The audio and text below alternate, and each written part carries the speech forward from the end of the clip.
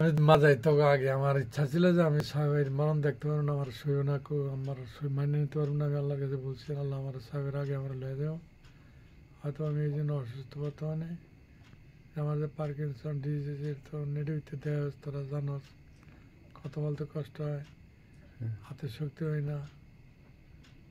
আর এই আর কি, আল্লাহ যদি হায়াত মাত সবচেয়ে আমি খুশি আলহামদুলিল্লাহ যে আল্লাহ যে রোগ দিছে এই দুনিয়ায় কেউ থাকতে পারে না। দুনিয়া হলো গা অস্থায়ী, দুনিয়ায় কারো গ্রহণ করো না, সবারই দুনিয়াতে লাত্তি মেরে খেতে। দুনিয়া খুব বিমান, দুনিয়া কেউ থাকতে পারে। নবী রাসুল বাদশাহ কাজ করতাম, ফিরে আলিয়া দরবেশ সবাই চলে গেছে, মহামানব চলে গেছে, আমি তুমি থাকতে পারবো না।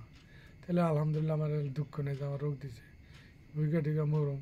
তা আমি মৃত্যুর পর আমার লাস্ট আমার মা বাবার পাঁচ সদস্য যেমন এক সাইড করে মাটি দিবি, মানে আরও অনেক বাইরে থাকতে আর কবরস্থানটা বাজাইতে পারলে বাজায় লাগি। এই আমার কথা, আর কী করি।